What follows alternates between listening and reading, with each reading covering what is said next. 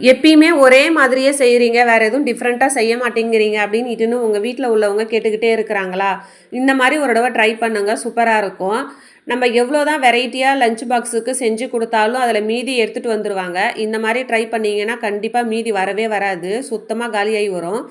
இது செய்யறதும் ரொம்பவே ஈஸி. இதுக்கு ஒரு மிக்ஸி ஜாரில் ஒரு கைப்பிடி அளவுக்கு புதினா, 2 கைப்பிடி அளவுக்கு கொத்தமல்லி, காரத்துக்கு ஏற்ற மாதிரி பச்சை மிளகாய் சேர்த்துக்கோங்க. 10 சின்ன வெங்காயம், 10 பல்லு பூண்டு, ஒரு விரல் துண்டு அளவுக்கு இஞ்சி, கொஞ்சமாக தயிர் சேர்த்து நல்லா இந்த மாதிரி கெட்டி அரைச்சி எடுத்துக்கோங்க. இப்போ ஒரு குக்கரில் 2 ஸ்பூன் அளவுக்கு ஆயில் சேர்த்து ஹோல் மசாலாவையும் சேர்த்து பொரிஞ்சதுக்கப்புறம் அரைச்சி வச்சிருக்கிற பேஸ்ட்டை பச்சை வாசனை போகிற வரைக்கும் வதக்கி எடுத்துக்க போகிறோம். இது கூடவே வந்து புளிப்புக்காக மீடியம் சைஸ் ஒரு தக்காளியும் சேர்த்து நல்லா வதக்கிக்கலாம். நான் இதில் வந்து வெஜிடபிள்ஸ் வந்து பட்டாணியும் உருளைக்கிழங்கு மட்டும்தான் சேர்த்துருக்குறேன். உங்களுக்கு என்னென்ன வேணும்னாலும் சேர்த்துக்கலாம். Carrot, beans, meal maker, cauliflower எது வேணாலுமே சேர்த்துக்கலாம். நான் வெறும் பட்டாணி உருளைக்கிழங்கு மட்டும் சேர்த்துக்கிறேன்.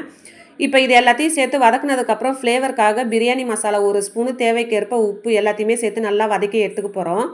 நான் வந்து முன்னாடியே வந்து அரிசியை ஒரு 20 நிமிஷம் ஊற வச்சு எடுத்துருக்கிறேன். 1 கிளாஸ் அரிசிக்கு 1 1/2 கிளாஸ் அளவுக்கு தண்ணி கரெக்டாக இருக்கும். நான் வந்து 24 கேரட் அரிசி எடுத்துருக்கிறேன். 1 1/2 கிளாஸ் அளவுக்கு தண்ணி சேர்த்து நல்லா மிக்ஸ் பண்ணி எடுத்துக்க போகிறோம். இப்போ தண்ணி நல்லா கொதி வந்ததுக்கப்புறம் ஊற வச்சுருக்கிற அரிசியை சேர்த்து மேலே 1 ஸ்பூன் அளவுக்கு நெய் விட்டு தம் போட்டு இறக்கணுன்னா நமக்கு சூப்பரான க்ரீன் புலாவ் ரெடி ஆகிடும். நீங்களும் உங்கள் வீட்டில் உள்ள குட்டீஸுங்களுக்கு எல்லாருக்குமே இந்த மாதிரி ஒரு தடவை ட்ரை பண்ணுங்கள்.